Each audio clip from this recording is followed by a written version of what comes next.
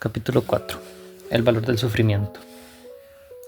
En los meses finales de 1944, después de casi una década de guerra, Japón sufría un revés.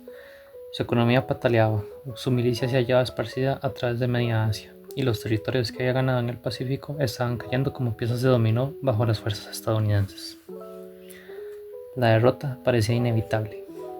El 26 de diciembre de 1944, el teniente segundo Hiro Onoda del ejército imperial japonés fue enviado a la pequeña isla de Lubang, en las Filipinas. Sus órdenes consistían en retrasar el avance de Estados Unidos tanto como fuera posible, enfrentarlos, luchar a cualquier costo y jamás rendirse. Él y su comandante sabían que, en esencia, era una misión suicida. En febrero de 1945, los estadounidenses alcanzaron Lubang y tomaron la isla con una fuerza abrumadora. En cuestión de días, la mayoría de los soldados japoneses se habían rendido o habían caído. Pero Onoda y 3 de sus hombres lograron esconderse en la jungla. Desde ahí iniciaron una guerra de guerrillas en contra del ejército norteamericano y la población local. Atacaron líneas de abastecimiento, dispararon contra soldados perdidos e interfirieron en las acciones de sus adversarios de cualquier manera que encontraban. Ese agosto, medio año después, Estados Unidos lanzó 2 bombas atómicas en las ciudades de Hiroshima y Nagasaki. Japón se rindió y la guerra más letal de la historia llegó a su dramática conclusión. Sin embargo, miles de soldados japoneses seguían dispersos entre islas del Pacífico y muchos, como Onoda, seguían escondidos en la jungla sin saber que la guerra había terminado. Estos últimos intransigentes continuaban peleando y saqueando como antes, lo cual representó un verdadero problema para la reconstrucción de Asia Oriental después del conflicto. Los gobiernos coincidieron en que algo debía de hacerse. El ejército estadounidense, en conjunto con el gobierno japonés, dejó caer miles de folletos en toda la región del Pacífico, anunciando que la guerra había terminado y que era tiempo de irse a casa para todos. Onoda y sus hombres, como muchos otros, encontraron y leyeron dichos volantes, pero a diferencia de los demás, Onoda consideró que eran falsos, una trampa maquillada por las fuerzas enemigas para desenmascarar a los guerrilleros. El militar japonés quemó los folletos y él y sus hombres se mantuvieron escondidos, continuando la lucha. Así pasaron 5 años, los volantes dejaron de ser distribuidos y la mayoría de las fuerzas armadas de Estados Unidos hacía tiempo que regresaron a casa. La población local de Lubang intentaba retornar a sus vidas y actividades normales, como la pesca y la agricultura. Sin embargo, Hiro Onoda y sus secuaces aún permanecían ahí, disparándoles a los granjeros, quemando sus cosechas, robando su ganado y asesinando a los locales que se aventuraban en lo profundo de la selva. Entonces, el gobierno filipino imprimió nuevos folletos y los distribuyó por aquella zona selvática. «Salgan, la guerra terminó, ustedes perdieron», decían. Pero dichos volantes también fueron ignorados. En 1952, el gobierno japonés hizo un último esfuerzo para localizar a los últimos soldados que permanecían escondidos en el Pacífico. Esta ocasión, cartas y fotografías de las familias de los combatientes desaparecidos se lanzaron desde el aire, junto con una nota personal del propio emperador. Una vez más, Onoda se rehusó a creer que la información era veraz. De nuevo consideró que el envío era un truco de los estadounidenses y por enésima ocasión, él y sus hombres se mantuvieron en posición de combate y continuaron luchando. Así pasaron más años y los pobladores filipinos, hartos de ser aterrorizados, finalmente se armaron y comenzaron a contraatacar.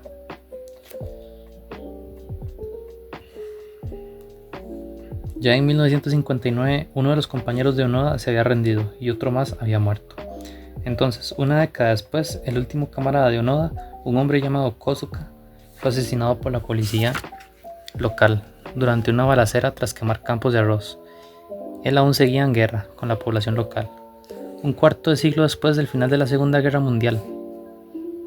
Onoda había pasado ya más de la mitad de su vida en la selva de Lubang, se quedó solo.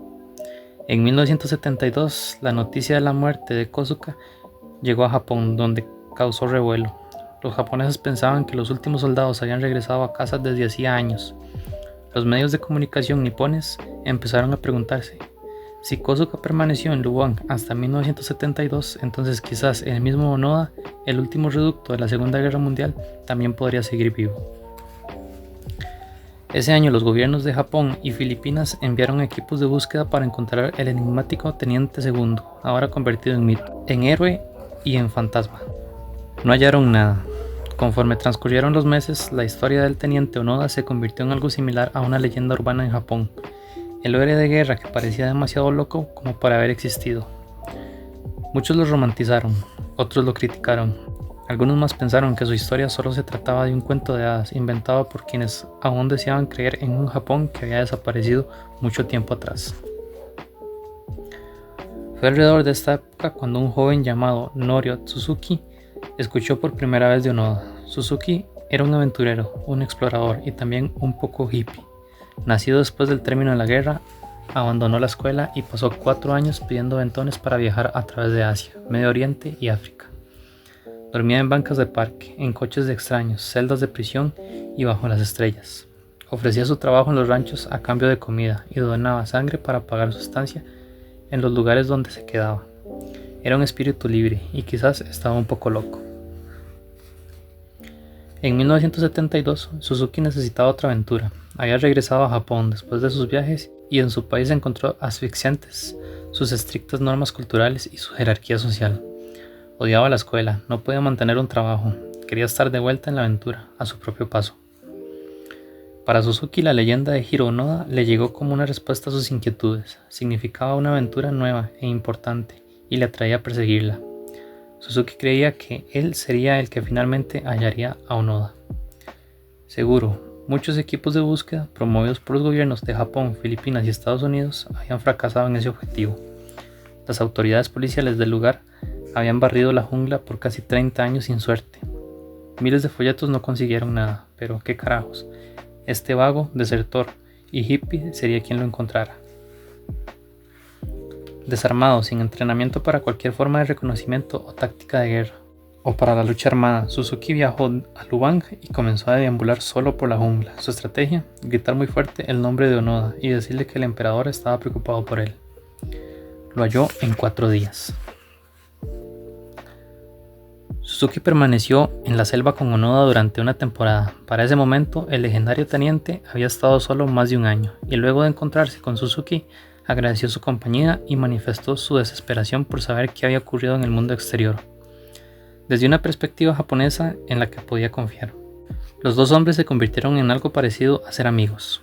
Suzuki le preguntó a Onoda por qué había decidido quedarse y continuar la guerra. El soldado lo explicó con sencillez. Recibió la orden de nunca rendirse, así que se mantuvo al pie del cañón durante casi 30 años, simplemente permaneció siguiendo una orden. Entonces Onoda le preguntó a Suzuki por qué un muchacho hippie como él decidió ir a buscarlo.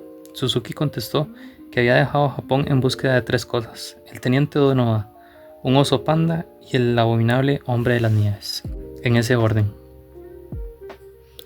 Ambos hombres habían convergido por las más curiosas circunstancias, 2 aventureros bien intencionados persiguiendo falsas visiones de la gloria, como un Don Quijote y un Sancho Panza, de la vida real, reunidos en los húmedos resquicios de una selva filipina, ambos imaginándose como héroes en su soledad, sin hacer nada. Para ese entonces, Onoda ya había dedicado la mayor parte de su vida a una guerra fantasma. Suzuki también daría la suya. Habiendo encontrado a Hiro Onoda y al oso panda, murió años después en el Himalaya, aún buscando al abominable hombre de las nieves. Los humanos a veces eligen dedicar grandes porciones de su vida a lo que parecieran causas destructivas o inútiles. En la superficie, dichas causas no tienen sentido. Es difícil imaginar cómo Onoda pudo ser feliz en aquella isla durante esos 30 años, viviendo de insectos y roedores, durmiendo en la suciedad y asesinando civiles década tras década. O por qué Suzuki caminó hacia su propia muerte, sin dinero ni compañía, y sin otro propósito que el de perseguir un yeti imaginario. Sin embargo, en sus últimos años, Onoda dijo que no se arrepentía de nada. Él afirmaba que estaba orgulloso de sus decisiones y del tiempo que había pasado en Lubang. Señalaba que había sido un honor dedicar gran parte de su vida al servicio de un imperio inexistente. De haber sobrevivido, Suzuki probablemente habría señalado algo similar, que estaba haciendo exactamente lo que el destino le dictaba, que no se arrepentía de nada. Estos 2 hombres escogieron cómo querían sufrir. Hiro Onoda eligió sufrir por lealtad a un imperio muerto.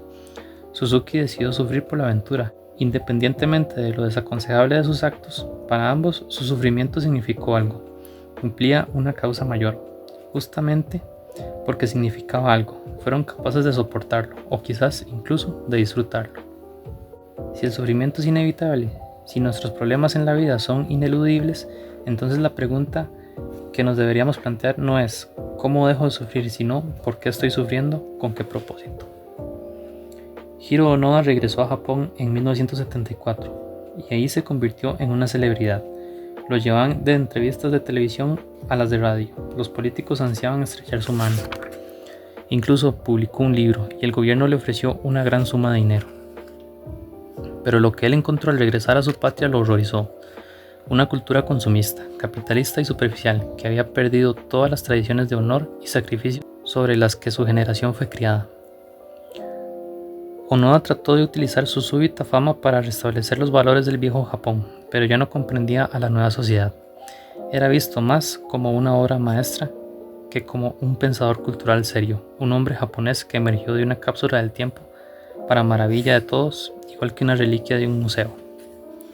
Y en la ironía de las ironías, Onoda se deprimió más de lo que jamás había experimentado durante todos los años que vivió en la selva.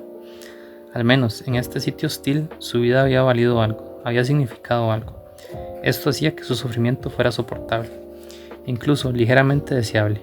Pero de vuelta en Japón, en lo que ahora consideraba él una nación vana, llena de hippies y mujeres libertinas vestidas al estilo occidental, se enfrentó a una verdad inevitable, que su lucha no había valido para nada.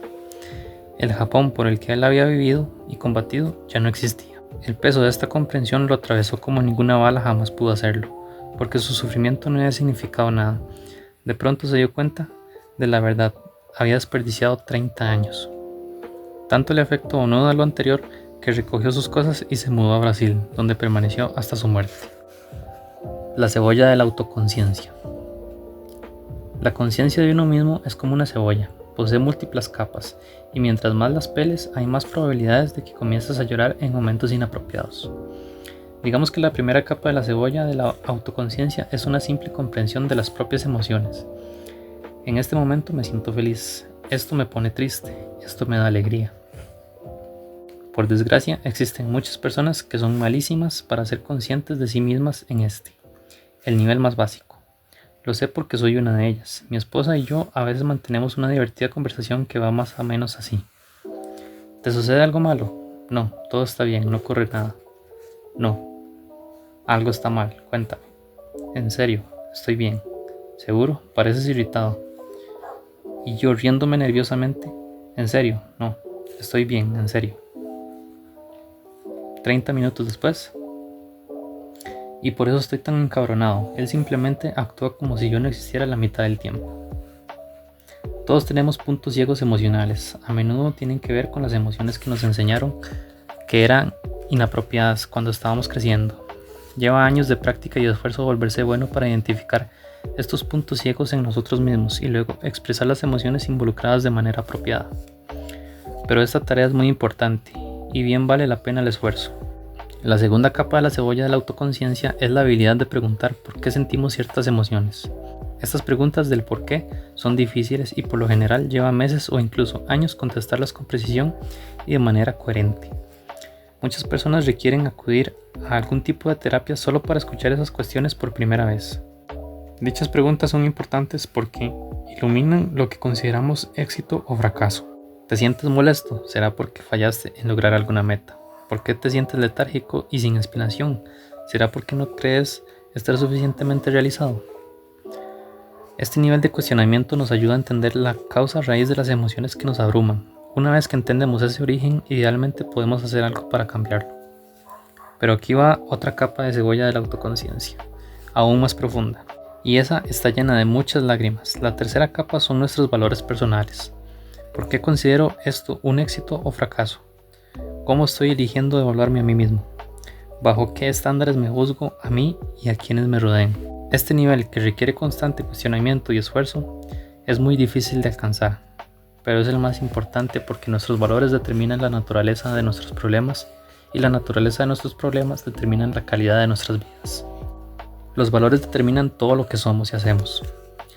Si lo que valoramos es poco útil, si lo que consideramos un éxito, fracaso, es elegido como mediocridad, entonces todo lo que esté basado en esos valores, los pensamientos, las emociones, los sentimientos del día a día, estarán fuera de control. Todo lo que pensamos y sentimos sobre una situación se reduce a qué tan valiosa la percibimos. La mayoría de las personas son malísimas para contestar con precisión estas preguntas del por qué, y esto les impide alcanzar un conocimiento más profundo sobre sus propios valores. Cierto, dirán que valoran la honestidad y a un amigo verdadero, pero luego dan la vuelta y mienten sobre uno a sus espaldas para sentirse mejor con sí mismos. Pero cuando se preguntan por qué se sienten solos, tienden a encontrar formas de culpar a otros. Todos los demás son malos, o nadie es tan cool o inteligente como para comprenderlos. Y así continúan evadiendo sus problemas en lugar de esforzarse por resolverlos.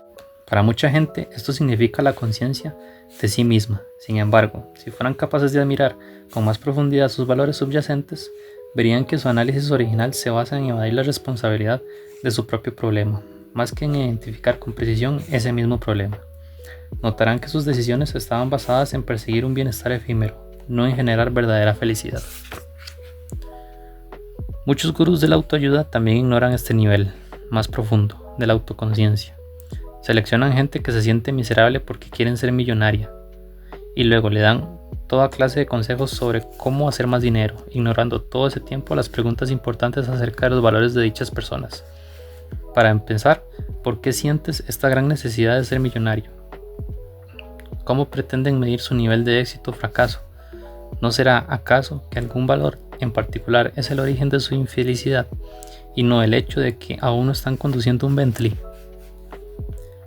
Muchos consejos que ruedan allá afuera operan en un nivel superficial, el de sencillamente tratar de hacer a la gente sentirse bien en el corto plazo, mientras los verdaderos problemas a largo plazo nunca se resuelven. Las percepciones de las personas y los sentimientos pueden cambiar, pero los valores subyacentes y los parámetros bajo los que estos son evaluados se mantienen igual. No hay un progreso real. Esa es solo otra forma de sentirse bien temporalmente. El autocuestionamiento honesto es difícil de lograr, requiere que nos formulemos simples preguntas incómodas de contestar. De hecho, en mi experiencia, mientras más incómoda es la respuesta, más se acercará a ser verdadera. Tómate un momento y piensa en algo que en realidad te esté molestando. Ahora pregúntate, ¿por qué te molesta? Seguramente la respuesta involucrará un fracaso de algún tipo.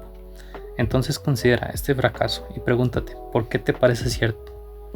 ¿Qué tal que este fracaso en realidad no era un fracaso? ¿Qué tal que lo has estado viviendo desde la perspectiva equivocada? Un ejemplo reciente de mi propia vida.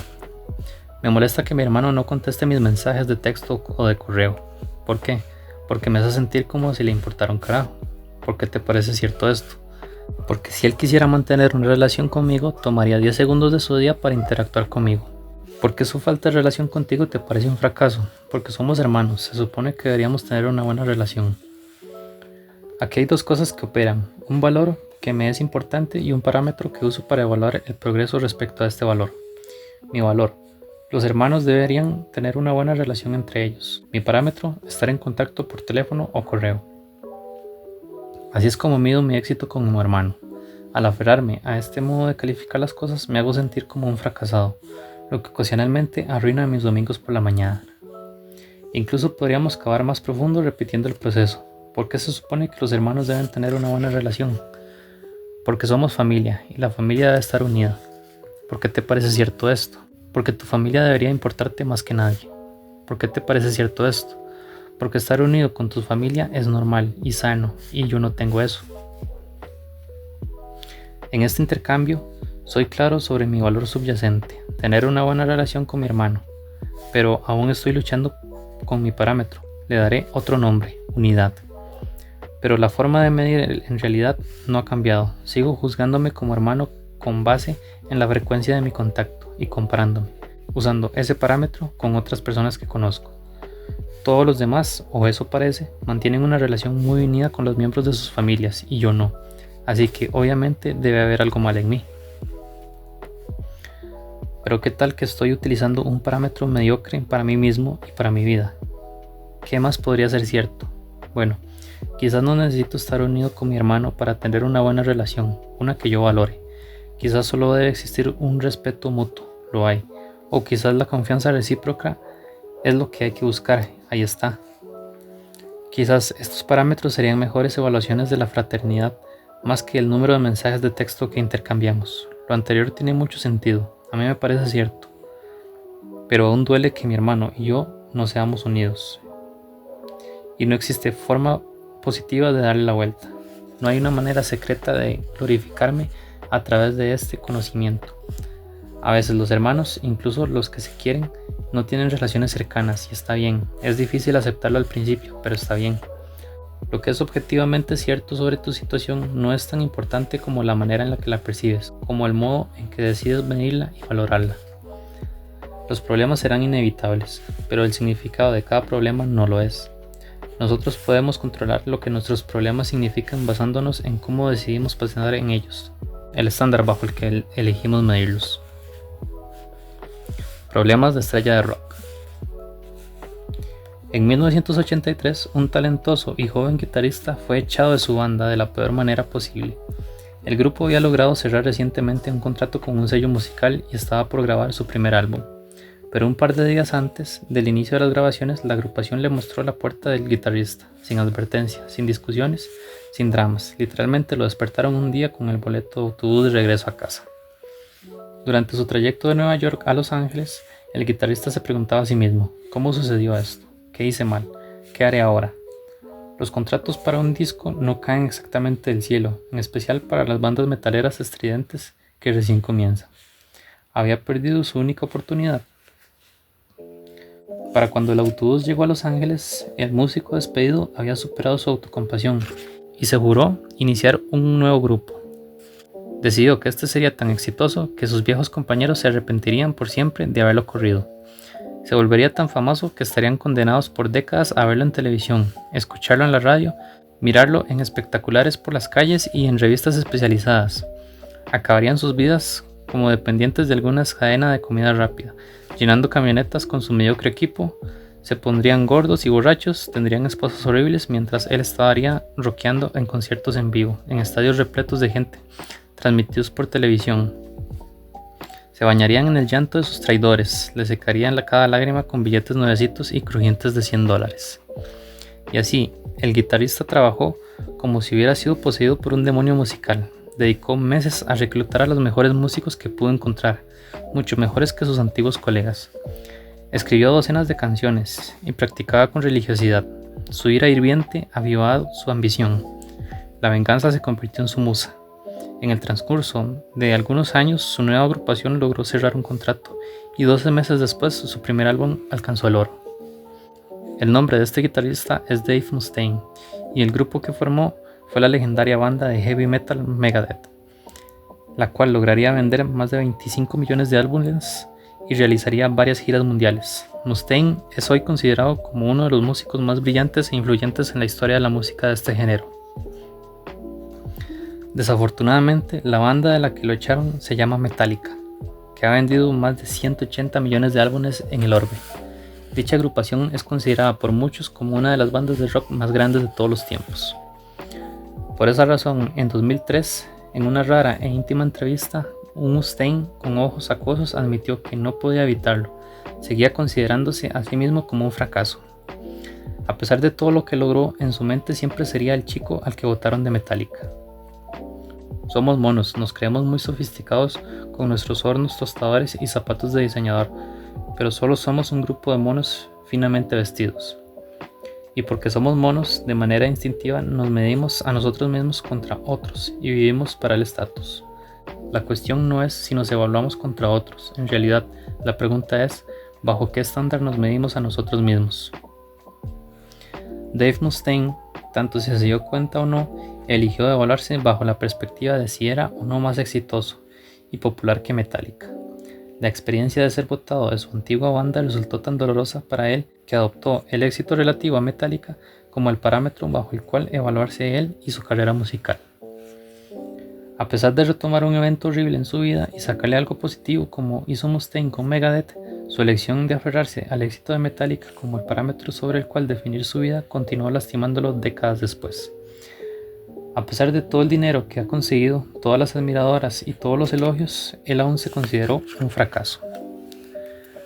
Ahora bien, tú y yo podemos ver la situación de Dave Mustaine y reírnos. Tenemos un tipo con millones de dólares, cientos de miles de fanáticos que lo idolatran, una carrera que ama y todavía se pone a llorar porque sus compañeritos rockeros de hace 20 años son más famosos que él. Esto es porque tú y yo poseemos valores diferentes a los de Mustaine y nos evaluamos bajo distintos parámetros. Nuestras medidas son probablemente más del tipo no quiero trabajar para un jefe que odio, o me gustaría ganar suficiente dinero para enviar a mi hijo a una buena escuela, o sería feliz si no tuviera que dormir en las calles. Y bajo estos parámetros, Mustaine es salvajemente, inimaginablemente exitoso. Pero bajo sus criterios, ser más popular y exitoso que Metallica, él es un fracaso. Nuestros valores determinan los parámetros bajo los cuales nos evaluamos a nosotros y a los demás. El valor de la lealtad de Onoda al imperio japonés es lo que lo mantuvo con vida en Lubang por casi 30 años. Pero este mismo valor es asimismo lo que lo hizo miserable a su regreso a Japón. El parámetro de Mustaine de ser mejor que Metallica de seguro le ayudó a iniciar una carrera musical increíblemente exitosa, pero esa misma métrica lo torturó más tarde a pesar de su éxito. Si quieres cambiar la forma en la que percibes tus problemas, tienes que modificar lo que valoras y o cómo mides ese éxito o fracaso. Como ejemplo, veamos otro músico que también fue echado de otra banda. Su historia extrañamente hace eco con la de Dave Mustaine, aunque esta sucedió 2 décadas antes. Era 1962 y había mucho ruido sobre un grupo emergente de Liverpool, Inglaterra. Dicha agrupación tenía cortes de cabello graciosos y un nombre aún más simpático, pero su propuesta musical era innegablemente buena y la industria de la música por fin se daba cuenta de ello. Lo integraban John, el cantante principal y compositor, Paul, el bajista romántico con cara de niño, George, el guitarrista rebelde, luego se les unió el baterista. Él estaba considerado como el más guapo del grupo, todas las niñas se volvían locas por él, y su rostro fue el primero que empezó a aparecer en las revistas. Él también era el miembro más profesional del grupo, no le entraba a las drogas, tenía una novia seria, incluso gente bien, de esta de traje y corbata, creía que él debía ser la cara de la banda, no John o Paul. Su nombre era Pete Best, y en 1962, después de lograr su primer contrato de grabación, los otros 3 miembros de los Beatles silenciosamente se reunieron y le pidieron a su representante, Brian Epstein, que lo despidiera. Epstein sufrió con la decisión, Pete le caía bien, así que la fue aplazando, con la esperanza de que los otros 3 chicos cambiaran de opinión. Meses posteriores, unos 3 días después de haberse iniciado la grabación de su primer álbum, Epstein finalmente llamó a Beast a su oficina. Ahí el representante, sin grandes ceremonias, le pidió que se largara y encontrara otra banda. No le dio razones, explicaciones ni condolencias. Solo le dijo que los otros tipos lo querían fuera del grupo. Así que, bueno, pues mucha suerte. Como reemplazo, la banda invitó a un tipo raro llamado Ringo Starr. Ringo era mayor y tenía una nariz chistosa y enorme. Aceptó usar el mismo corte horrible de cabello que John, Paul y George, e insistió en escribir canciones sobre pulpos y submarinos. Los otros le dijeron, al carajo, ¿por qué no? En los 6 meses que siguieron el despido de Beast, la Beatlemanía estalló, y las caras de John, Paul, George y del Pete Ringo se convirtieron posiblemente en las más famosas del planeta. Mientras tanto, Beast se sumió de manera comprensible en una profunda depresión y dedicó mucho tiempo a hacer lo que cualquier inglés hará si le das una razón, beber. El resto de los años 60 no fue amable con Pete Best. Para 1965 ya había demandado a 2 de los Beatles por calumnia y todos sus otros proyectos musicales fracasaron en forma terrible. En 1968 intentó suicidarse, pero su madre lo convenció de no hacerlo. Su vida era un naufragio. Best no tuvo la misma historia de redención que Dave Mustaine, nunca se convirtió en una superestrella global, ni hizo millones de dólares. Sin embargo, de varias maneras, Best terminó mejor que Mustaine. En una entrevista en 1994 dijo, estoy más feliz de lo que habría sido con los Beatles. ¿Qué carajos? Best explicó que las circunstancias que lo marginaron de los Beatles al final propiciaron que conociera a su esposa, y luego su matrimonio lo llevó a tener 3 hijos. Sus valores cambiaron. Pete empezó a evaluar su vida de manera diferente. La fama y la gloria hubieran sido agradables, seguro, pero él decidió que lo que ahora tenía era más importante. Una familia grande y unida, un matrimonio estable, una vida sencilla. Incluso llegó a dar conciertos como baterista, realizó giras por Europa y grabó discos hasta bien entrados los años 2000. Entonces, ¿qué perdió? solamente mucha tensión y adulación, pero lo que ganó significó mucho más para él. Estas historias sugieren que algunos valores y parámetros son mejores que otros. Algunos llevan a buenos problemas que son fácil y regularmente resueltos. Otros conducen a problemas malos que no son ni fáciles ni se resuelven regularmente. Valores mediocres. Existe un puñado de valores comunes que crean verdaderos problemas a la gente, problemas que difícilmente se pueden resolver. Repasémoslos. Placer. El placer es estupendo, pero es un valor terrible como para que tu vida gire alrededor de él. Pregúntale a cualquier drogadicto cómo le ha ido con esta búsqueda de placer. Pregúntale a una adúltera que humilló a su familia y perdió a sus hijos si después de todo el placer la hizo feliz. Pregúntale a un hombre que casi se comió a sí mismo hasta matarse si el placer le ayudó a resolver sus problemas. El placer es un dios falso. Las investigaciones muestran que la gente que enfoca su energía en placeres superficiales termina más ansiosa, más inestable emocionalmente y más deprimida. El placer es la forma más superficial de satisfacción vital y por ello es la más fácil de obtener y la más fácil de perder. Sin embargo, nos venden el placer las 24 horas del día, es nuestra obsesión. Es lo que usamos para desensibilizarnos y distraernos. Pero este placer, aunque sea necesario en la vida, en ciertas dosis, no es en sí mismo suficiente. El placer no es la causa de la felicidad, más bien es el efecto. Si haces todo lo demás bien, los otros valores y parámetros, entonces el placer ocurrirá naturalmente, deriva de esto. Éxito material. Muchas personas miden su valía personal basándose en qué tanto dinero ganan, qué tipo de auto manejan o si su patio de enfrente es más verde y más bonito que el de su vecino. Los estudios demuestran que toda vez que uno es capaz de satisfacer las necesidades físicas básicas, comida, techo y demás, la correlación entre la felicidad y el éxito mundano rápidamente alcanza el cero. Si te estás muriendo de hambre y vives en la calle, a la mitad de la India, un extra de $10,000 al año afectaría mucho tu felicidad. Pero si te encuentras cómodamente dentro de la clase media en un país desarrollado, un extra de $10,000 anuales no afectará mucho, lo cual significa que te estás matando, trabajando horas extras y fines de semana para básicamente nada. El otro problema de sobrevalorar el éxito material es el peligro de priorizarlo sobre otros valores, como la honestidad, la no violencia y la compasión. Cuando la gente se mide no por su comportamiento, sino por los símbolos de estatus que va coleccionando, no solamente superficial, probablemente también sea cabrona. Siempre tener la razón. Nuestros cerebros son máquinas ineficientes. De manera constante asumimos mal, juzgamos equivocadamente las probabilidades, recordamos mal los hechos, nos sesgamos cognitivamente y tomamos decisiones con base en nuestros caprichos emocionales. Como humanos, regularmente permanecemos muy equivocados, así que si tu parámetro para evaluar el éxito en la vida consiste en tener la razón, bueno, te costará mucho trabajo reflexionar todas esas patrañas. El hecho es que las personas que basan su valor personal en tener siempre la razón no se permiten aprender de sus errores, les falta habilidad para comprender nuevas perspectivas y coincidir con otros. Se cierran a información nueva e importante. Es mucho más útil asumir que eres ignorante y que no sabes mucho. Eso te mantiene libre de creencias mediocres y promueve un estado constante de aprendizaje y crecimiento. Mantenerse positivo. Luego vienen aquellos que miden sus vidas respecto de su habilidad de ser positivos, básicamente en la mayoría de las cosas. ¿Perdiste tu trabajo? Genial, ahora tienes la oportunidad de explorar tus pasiones. ¿Tu esposo te engañó con tu hermana? Bueno, por lo menos ya sabes lo que le importabas a los demás. ¿Tu hijo se está muriendo de cáncer de garganta? Al menos ya no tendrás que pagarle la universidad. A pesar de que algo tiene de bueno el verle el lado amable a todo, la verdad es que a veces la vida apesta y lo más sano que puedes hacer es admitirlo. Negar las emociones negativas desemboca en experimentar emociones negativas más profundas y más prolongadas, así como la disfunción emocional. Un constante estado de positivismo es una forma de evaluación, no una solución válida a los problemas de la vida. Los mismos que, por cierto, si estás eligiendo los parámetros correctos y los valores adecuados, deberían estar llenándote de energía y motivándote. Es así de sencillo, en serio. Las cosas van mal, la gente nos irrita, los accidentes ocurren. Estos asuntos nos hacen sentir fatal, y está bien. Las emociones negativas son un componente necesario de la salud emocional.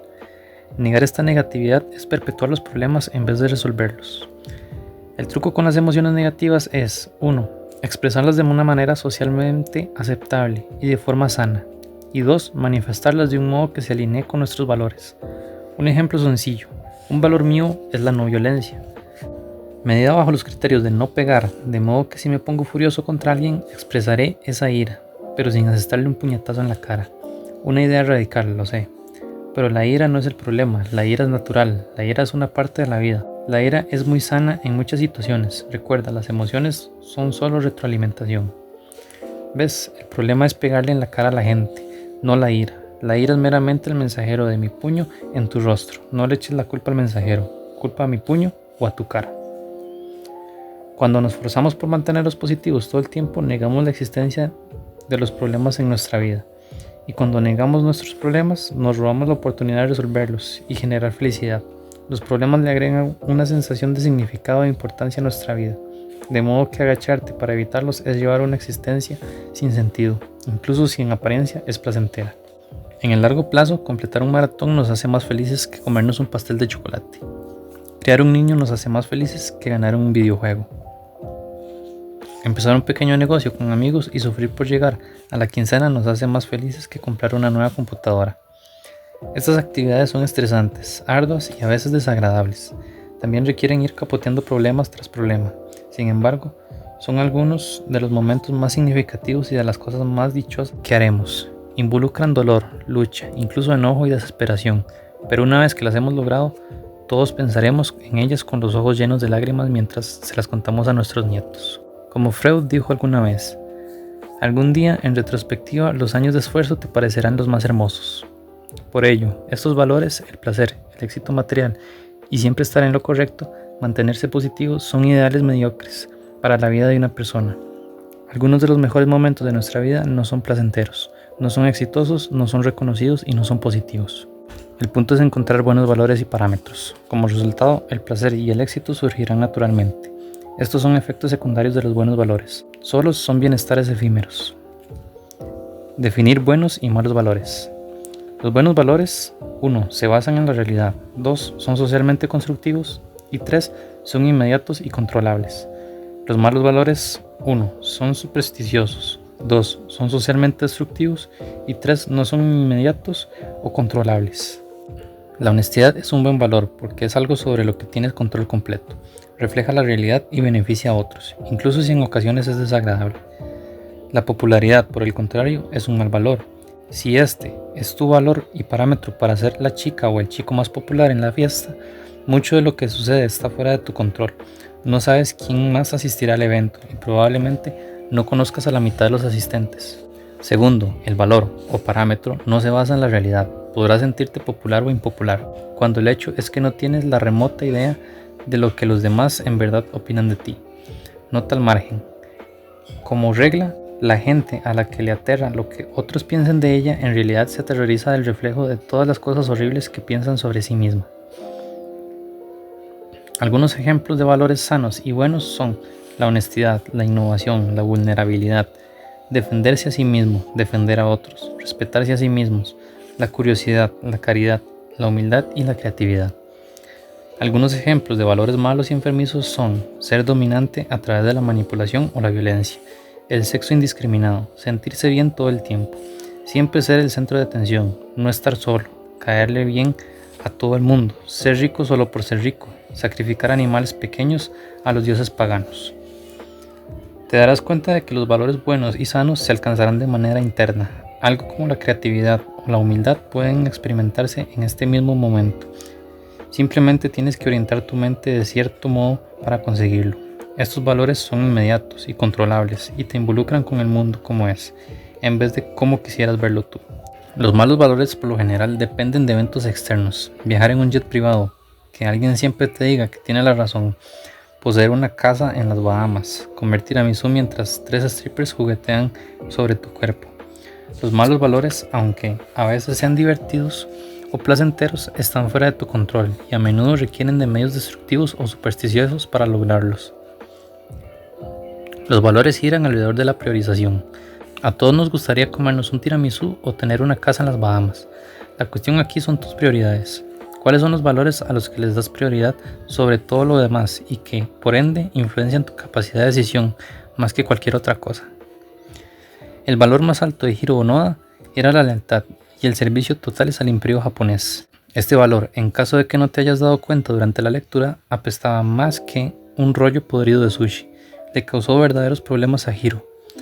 Por mencionar algunos, se quedó varado en una isla remota donde sobrevivió a costa de comer insectos y gusanos durante 30 años. Y también se sentía impelido al asesinar civiles e inocentes. Así que a pesar del hecho de que Hiro se percibiera como un éxito y a pesar de que estableció sus propios parámetros, creo que todos podemos estar de acuerdo de que su vida apestaba. Ninguno de nosotros intercambiaría papeles con él si nos dieran la oportunidad, ni aplaudiríamos sus acciones. Dave Mustaine alcanzó gran fama y gloria, y todo el tiempo se sintió como un fracasado. Esto obedece a que adoptó un valor mediocre basado en una comparación arbitraria del éxito de los demás. Dicho valor le generó problemas como: tengo que vender 150 millones de álbumes, cuando lo consiga entonces todo estará bien, y mi próxima gira necesita llenar todos los estadios donde me presente. Problemas que él pensó que necesitaba resolver para ser feliz. No sorprende que no lo fuera. Por el contrario, Pete Best dio un cambiazo.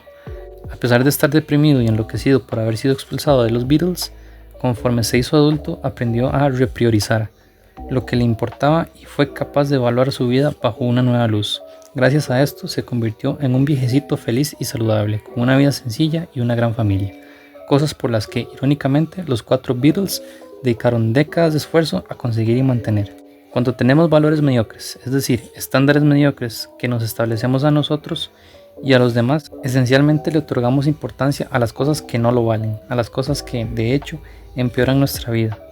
Pero cuando elegimos mejores valores, somos capaces de dirigir nuestra atención hacia algo mejor, hacia las cosas que te importan, el tipo de cosas que mejoran nuestro estado de bienestar y generan efectos secundarios de felicidad, placer y éxito. Esto, en resumidas cuentas, es de lo que trata la mejora personal: priorizar mejores valores, elegir cosas mejores a las que darles nuestra atención, porque cuando lo haces tienes mejores problemas, y cuando tienes mejores problemas tienes una mejor vida. El contenido restante de este libro está dedicado a 5 valores disruptivos que considero son los valores más benéficos que uno puede adoptar. Todos siguen la ley de la retrocesión, a la que hablamos con anterioridad, ya que todos se presentan de una perspectiva negativa. Todos invitan a enfrentar nuestros problemas más profundos, en lugar de evadirlos con bienestares efímeros. Estos 5 valores son poco convencionales e incómodos, pero para mí son capaces de cambiar una vida. El primero que conoceremos en el siguiente capítulo es una forma radical de responsabilidad: aceptar la responsabilidad por cada cosa que sucede en tu vida, sin importar de quién es la culpa. El segundo es la incertidumbre, el reconocimiento de tu propia ignorancia y el cultivo de la duda constante en tus propias creencias. El siguiente es el fracaso, la disposición de descubrir tus propias fallas y errores de modo que puedan ser mejorados. El cuarto valor es el rechazo, la habilidad de escuchar y de decir no, de manera que definas con claridad lo que aceptarás y lo que rechazarás en tu vida. El valor final es la contemplación de la propia mortalidad. Este es crucial porque mantener una atención constante sobre la propia muerte es quizás la única cosa capaz de ayudarnos a mantener nuestros otros valores en la perspectiva apropiada.